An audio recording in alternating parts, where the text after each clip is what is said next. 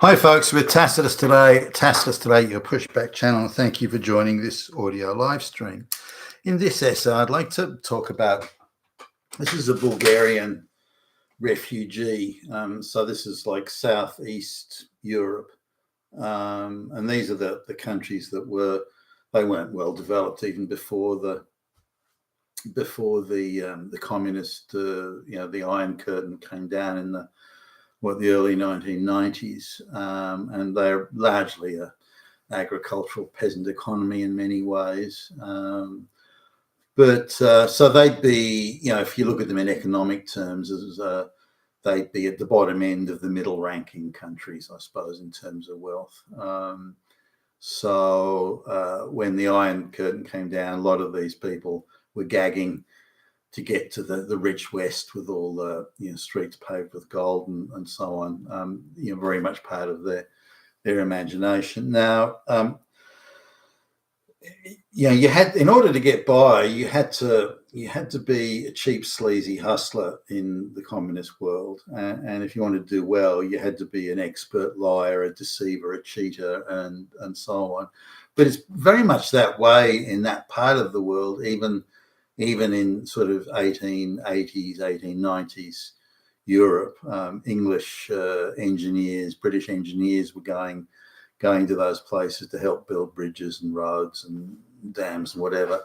And this was something that they all commented on back then, how deceitful and treacherous and how much trickery involved, how that was just their way of life.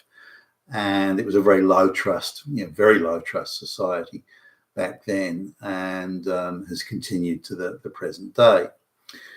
Anyway, just recently, a lady who was part of I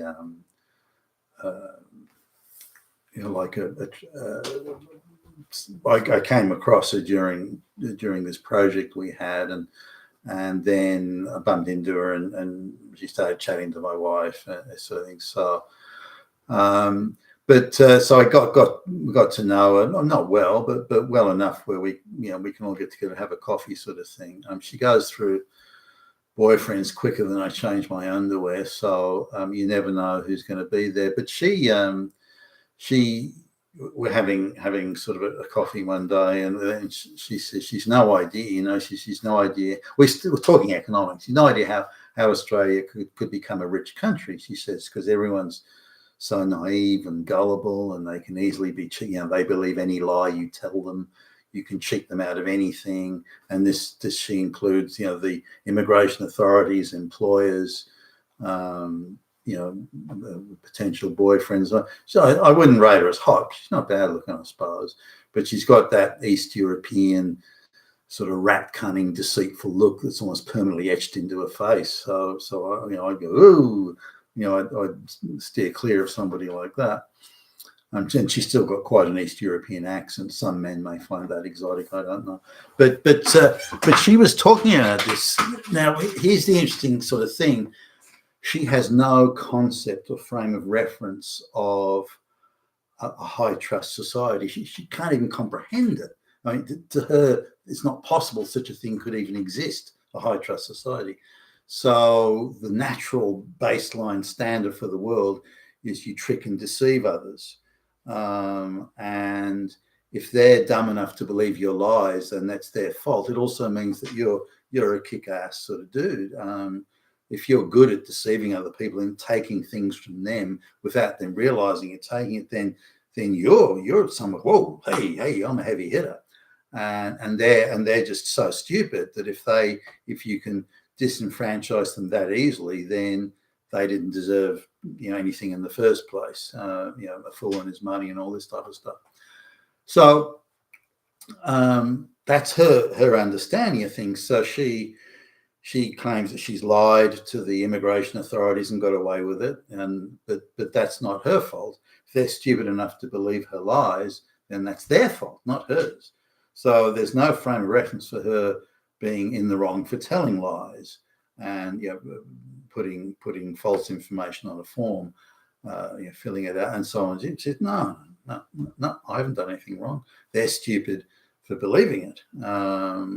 And she even makes a point, if they did a little bit of checking and they'd even thought about it, they would have seen that the claims I'm making were false. She'd already had a fallback position of, she'd start to cry and say that people in Bulgaria were trying to kill her or something. So she'd already had a fallback position prepared.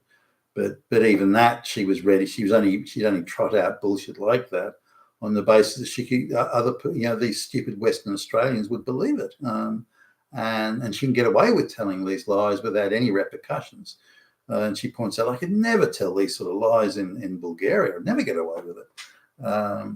But again, she doesn't see the difference between a low trust society, which to her is how the world is, and a high trust society. So now I tried to explain, I've done this before with East Europeans or people from low trust societies. I tried to explain, Indians, for example, Pakistanis. I tried to explain in a high trust society, why are the high trust societies rich and the low trust societies poor? Unless they're in the Stone Age or something, that aside. And that they just can't understand. They just don't. Again, it's a concept they can't even understand, let alone the practical reality of it that's right in front of them. So I point out that in a high trust society, collaboration, spontaneous collaboration, the cost of doing business, like the contractual cost, if you will, is substantially reduced. Business can happen far more quickly. People are free to employ their talents to the maximum. In a high trust society or in a low trust society, you just assume everyone's out to screw you because you're out to screw them. So why would you do anything more than the absolute bare minimum of work? Because somebody might steal the value of your work. So why do that? You get other people to do the value, and then you steal their value. That's how you do it. And for that reason, countries like Bulgaria will always be poor. And countries that have high trust, with the mass migration, that high trust's disappearing fast. But with countries, that do have high trust, then they will, on a relative basis at least, be quite wealthy. And she goes on to say that the trust that they have, she doesn't use the word trust, but you don't even trust your family members in Bulgaria. They'll screw you as well. So it's only if you have something you can control other people, you hold something over them, something like that they're scared you're going to kill them. And those are but she wants to get at it. She, well, my country's poor. My family had nothing. I don't want to stay in a poor country. I want to come to a rich country. Okay, well, but again, how did the country get rich, and why is your country poor? You wanted to come to a rich country, fine. But when you get here, you then say everyone's so stupid you can't work out. And she genuinely means this. I can't work out how you got rich. You're all so stupid and gullible and naive. If someone like me can tell the most outrageous lies, for example, getting employment, she claims to have whatever expertise the job sort of says they're looking for. She says that she's got it. It doesn't matter. They don't seem to check. She says it's all from Bulgaria, and she's got a triple PhD in computer graphics or something like that. So she gets all these jobs, and she reckons she lasts 6 months before they work out that she actually doesn't know anything. And then she accuses them of that guy working, he tried to rape me, and if you better watch out, or I'll create all sorts of hell for you with the police and the authorities, so you better stay quiet about it. So she just goes in there. They're not willing to give her a bad reference or say that. Then so she just goes on and on and on. So she goes on to all these jobs, all these fake qualifications, jobs that she can't even hope of doing, doesn't even care whether she can do it or not. But she perceives this as a great accomplishment. Look at all these people I've deceived. That must mean I'm good. I'm in control now. I'm the king of the world, because I deceive all these people. And again, I tried to explain that in high trust society, you believe what people are telling you, within reason, of course. You believe what people are telling you, and you've got the added benefit where they can't very easily check in Bulgaria what whether you do or don't have these credentials. So just these things. And if you add in little stories like you're doing, that you're a refugee escaping, some horrible terror, then they'll give you, it's an added layer of trust they give you on the basis of, they'll extend sympathy to your predicament. So they'll cut you more slack. But this doesn't mean that they're gullible and naive. It just means you've taken advantage of the high level of social trust that's in this society. Can you see the difference there? And she looked, oh, no, there's no difference. So as far as she's concerned, high social trust is gullibility and naivety. And why would any society have high social trust? But again, you want to come to a high trust society, look at which places in the world did you want to go? They're all high trust societies.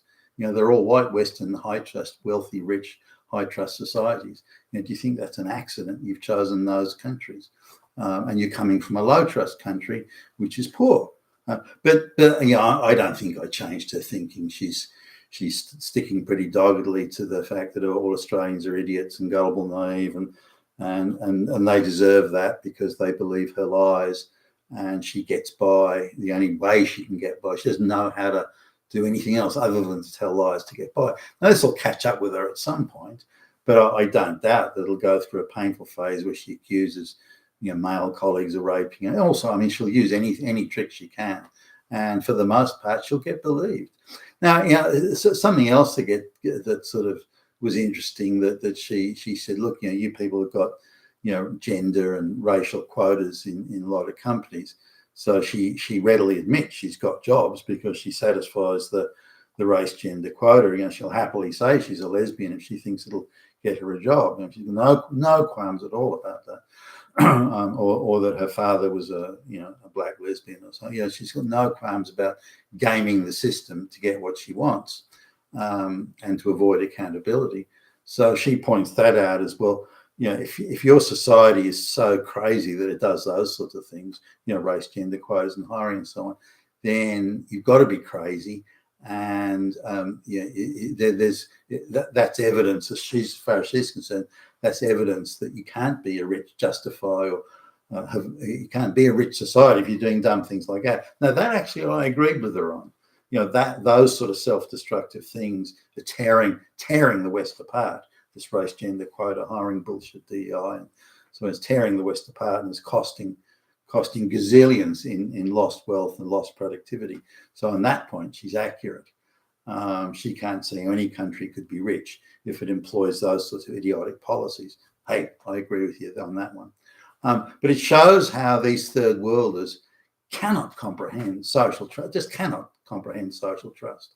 And as long as we're bringing people in mass migration that cannot comprehend that, then that will guarantee the dilution of whatever social trust we still have left.